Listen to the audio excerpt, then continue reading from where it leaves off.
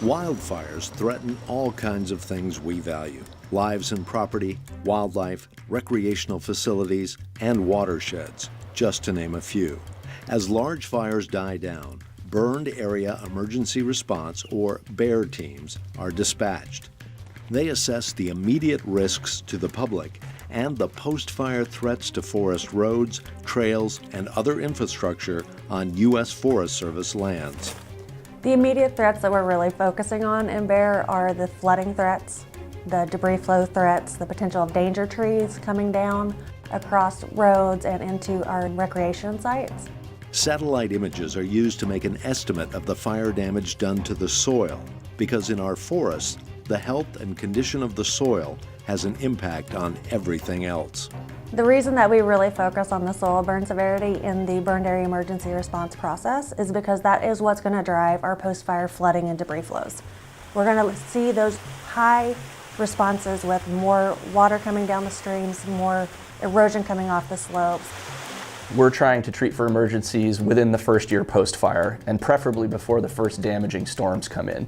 If there's nothing holding back the sediment and erosion does occur, all this can destroy roads that a lot of our citizens use. It can deposit sediments into fish-bearing streams.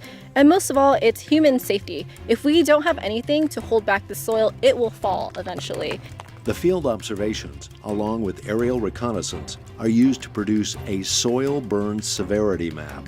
The map has a scale that goes from unburned through low and moderate up to high soil burn severity. And we'll start focusing our treatments and our assessments on areas that have high and moderate soil burn severity. Those are the areas that are going to have the highest hydrologic response post-fire, the highest areas of denuded ground, and more areas for invasive weeds to establish. We look at the probability of where those things could occur, and then based on the magnitude of consequences and the probability of that event, we come up with a risk, and if the risk warrants, we may treat for that hazard.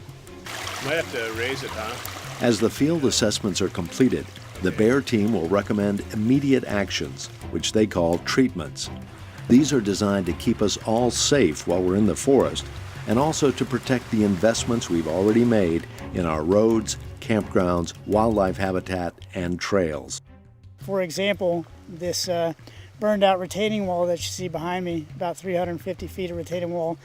If this retaining wall is not either replaced or the soil is otherwise somehow retained, it'll end up in this creek right here. We'll lose this trail, and it'll cost a heck of a lot more money to replace the entire trail. If we determine that those risks that we're seeing out there are unacceptable, then we try to figure out what is the minimum mitigation that we can do, what's the minimum solution that we can provide to bring that risk from that unacceptable level to an acceptable level. I'd say there's a constant balancing act between public access and safety. We strive as a service to maintain that delicate balance, and we strive to open up all areas of the forest back to the public as soon as it is safe to do so.